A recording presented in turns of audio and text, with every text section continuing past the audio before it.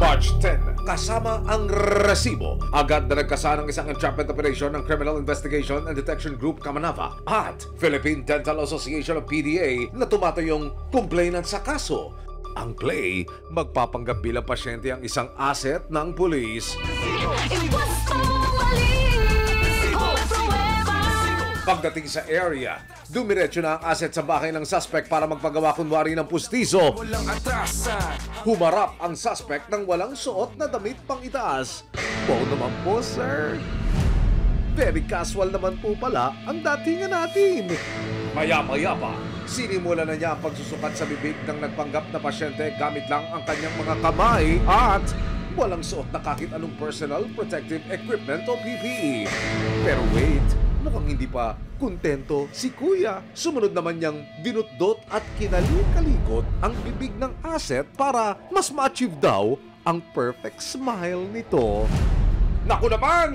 Imbes na mapangiti, baka mapangiwi ang pasyente!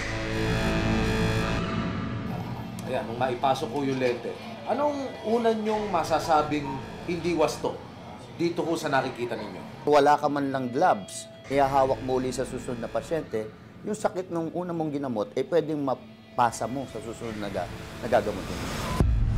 Nang makumpirma na ang illegal na gawain ng suspect, may hiniing ka ba, subong o reklamo? pinasok na ng mga operatiba at resibo ang eskinita papunta sa home clinic ng suspect. Itulog na, tumindig ka. May solusyon. Tal. Uy!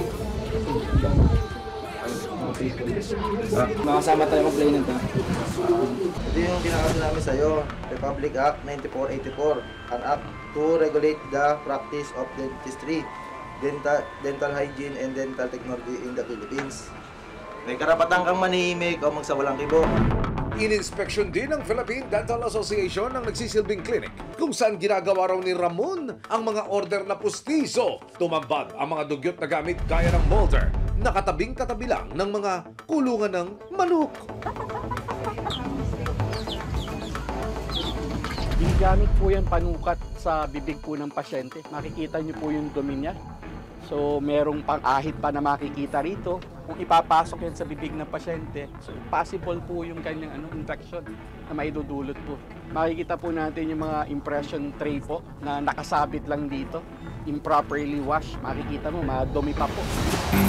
At ang lababo kung saan hinuhugasan ang ibang mga gamit, kinapitan na ng kalawang at katabilang ng basurahan. Yay! Nakakangilo naman po yan, Kuya Ramon! Very unhygienic po talaga. Unsanitized po talaga. Makasama ka na lang dun sa mga balahibo ng manok o ng ibon po. May pusa, may aso, may isda.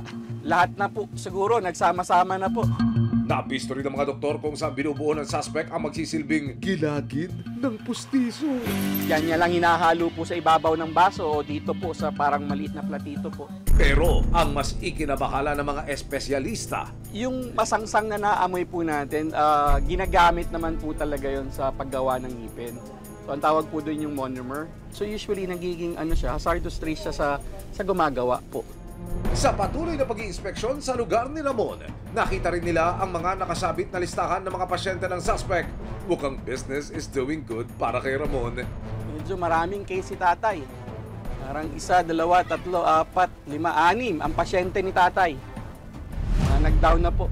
Sorry, mga ate at kuya, cancel muna ang bago ninyong killer smile dahil oras na para dalhin si Ramon sa opisina ng CIDG. Maraming salamat sa panonood, mga kapuso. Para masundan ang mga reklamong nasolusyonan ng resibo, mag-subscribe lamang sa GMA Public Affairs YouTube channel